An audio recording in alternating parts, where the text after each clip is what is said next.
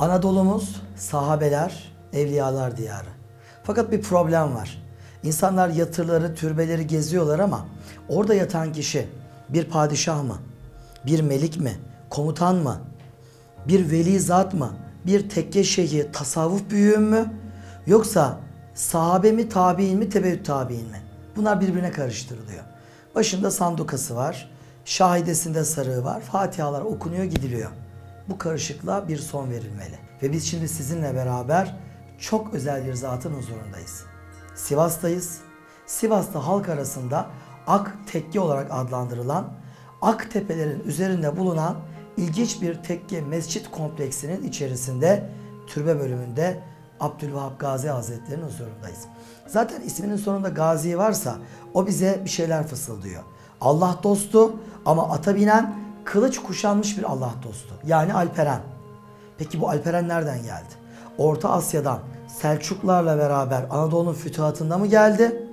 Yoksa Hazreti Ömer döneminde ya da onun devamı Hulefai Raşidin sonrasında Emevi döneminde gelip de Anadolu'nun fütuhatını sağlayan ekibin içerisinde miydi? İşte cevabı bulmak için biraz araştırma yapmak gerekiyor. Şu an huzurunda bulunduğumuz bu zat için bazı kaynaklar sahabe, tabi'in, tebeüt tabi'in diyor. Ama genelde birçok kaynağın birleştiği, ittifak ettiği nokta onun Emeviler döneminde Mesleme'nin ordusu içerisinde gelip Anadolu'yu boydan boya geçip İstanbul üzerine sefere çıkan birliğin içerisinde bulunan tabiinin büyüklerinden biri olduğuna dair. Hakkında ne biliyoruz Abdülvahap Hazretleri için?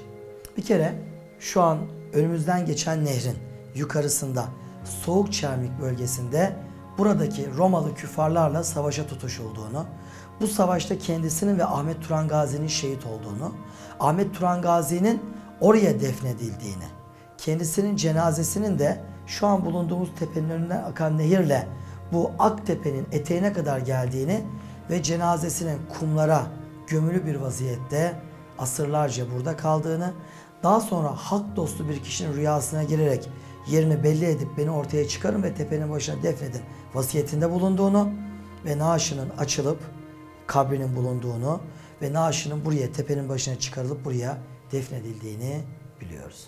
Yani burası Sivas'ın manevi sahiplerinden bir tanesinin huzuru ve burası bir ilim, irfan ve marifet kaynağı.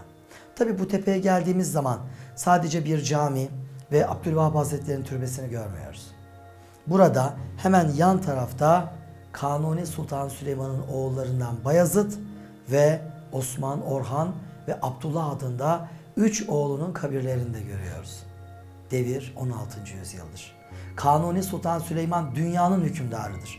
Onun sırtını yere getirebilecek hiçbir güç, hiçbir ordu devlet yoktur.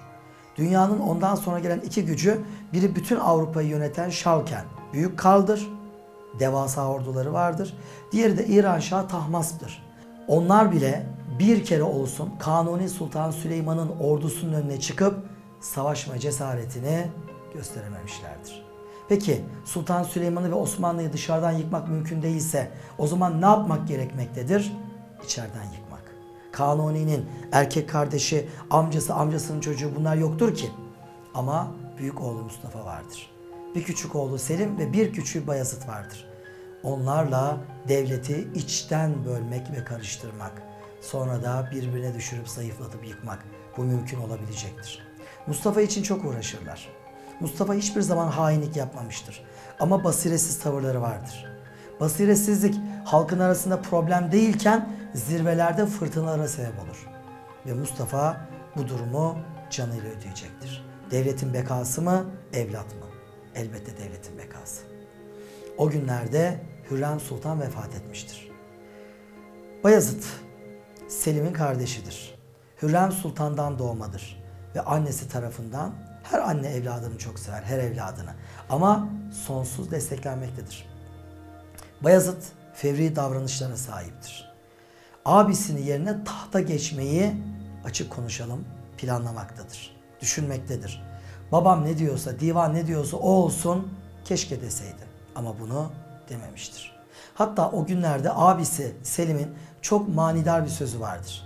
Der ki, ordu abi Mustafa'yı seviyor destekliyor.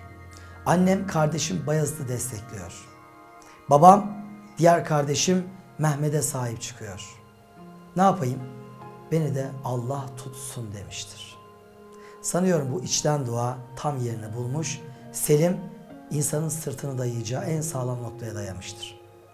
Bayezid'le Selim'in sürtüşmeleri had safhaya çıkar. Kanuni çok kızmıştır. Selim Konya'ya sancak bey olarak gönderilir. Bayezid da Kütahya'dan Amasya'ya. Amasya'ya gönderilmesini kendisine yapılmış bir düşmanlık sayar Bayezid. Ve sonra kalkar. Bir şehzadenin en son yapacağı şey ya da hiç yapmaması gereken şeyi yapar. Devletlerinin düşmanına sığınır. İran'a sığınacaktır.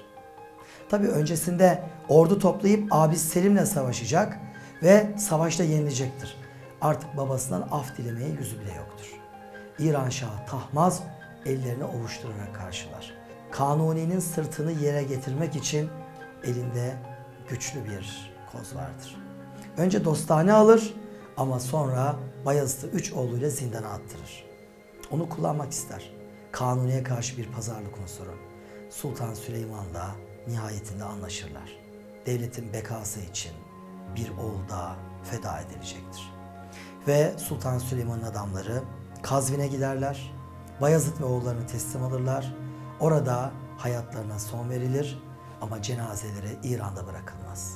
Sivas'a getirilir ve burada metfun bulunan Abdülvahap Gazi Hazretleri'nin türbesinin yanına defnedilir. Bütün bu hareketler bize bir şey gösteriyor. Kanuni oğlunu silmiş atmış değildir. Yoksa defnedildiği yer böyle kıymetli bir yer olmazdı. Ama devletin bekası için fitne çıkaran bir unsur insanın kendi kanından, canından bile olsa adalet neyi gerektiriyorsa onu yapmak icap etmektedir.